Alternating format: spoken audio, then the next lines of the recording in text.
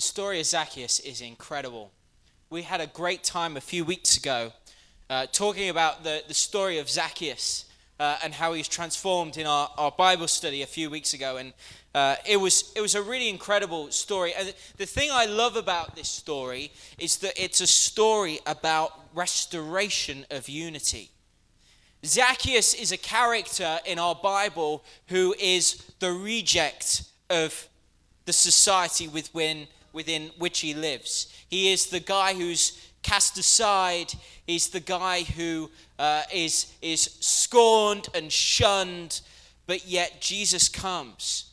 And in this longing, this looking, this heart he has to look for Jesus, in this place that he's at, Jesus comes and restores him back within the community. He restores him back in the fullness of what God has in store for him. And the thing that I wanted us to experience today is a bit of that all together. We're united. I want to talk to you just for 5-10 minutes about what we're about to do and what we have been doing as a church together. As we go and have a bite to eat, as we go and laugh over some food, as we, depending on who's cooked it, sort of, fry our taste buds off with how spicy it is. I don't know. My chili's sort of like a medium heat, but I tell you, I sipped my chili as I finished it, and I was like, whoa, that's good. I've made that well. It's particularly good today, and so I'll hurry up. But when we go and eat food together and we socialize together, and a great image of that is right in front of us here. This is unity. This is unity. This is love for one another. And I want to talk to you about it this morning. Book of Colossians, Paul writes a letter to the church in Colossae. And he talks to them about putting on the new self. Putting on the new self. He says in Colossians chapter 3 from verse 1, he says, "If then you have been raised with Christ, seek the things that are above, where Christ is seated at the right hand of God." We've been doing that this morning. We've been seeking the things of him above. Set your minds on things that are above, not things that are on the earth. For you have died, and your life is hidden with Christ in God. And when Christ, who is your life, appears, then you will also appear with him in glory.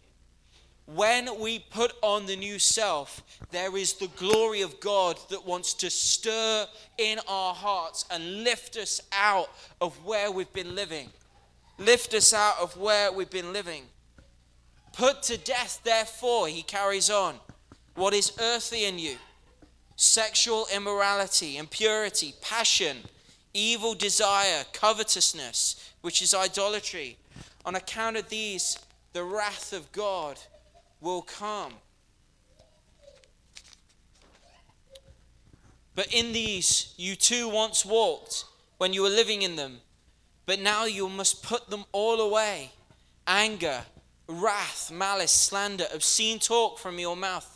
Do not lie to one another, seeing that you put off the old self with its practices and have put on the new self, which is being renewed in knowledge after the image of its creator. I find this passage incredible, and the reason I find it incredible is when I think about all these things that Paul listed, all these earthly things, these are things that are not good for us, right? They're things that do damage to us. And when I think about these things that do damage to us, the thing that they also damage is our community. They damage our unity. If I responded to every person in church who had a bit of a grumble, right? Or came and maybe disagreed with me, if I responded to those people by having a go at them, getting really angry, and allowing that to bubble up in my heart and be like, oh, Did you hear about so and so? Did you hear what they said? Oh, Dave, what are you saying? Like, I tell you, if I said that to Dave, Dave would leave. Like, our church would fall apart. But it is because that we're united in putting these things off and putting on the new self in Christ, in living in his glory, that we're united together. Listen to this next verse. This next verse is amazing. I read it out to you a little earlier. Here there is not Greek or Jew, circumcised or uncircumcised, barbarian, Scythian, slave, free, but Christ is all and in all. When we put off our old self and we put on our new self, as we seek for more of Jesus, we become more and more united as a church. Put on then, as God's chosen ones, holy and beloved, compassionate hearts. Who knows that a compassionate heart brings great relationship? Brings great relationship. Kindness, humility, meekness, and patience. You want to have friends? This is how. The best friends are kind to each other. Best friends are patient with one another. Best friends are humble to say, I'm sorry when we've got things wrong. Bearing with one another, and if one has a complaint against each other, forgiving each other as the Lord has forgiven you, so you must also forgive. And above all these, put on love, which binds everything together in perfect harmony. I tell you, I don't know about you, but I know the kind of church that I want to be a part of. Not just, a church I want to lead, a church I want to be a part of. Yes, I'm your church leader, I'm your pastor, but I'm also just a Christian brother, right? This is a role that I've got. It's not like I'm not dictating anything.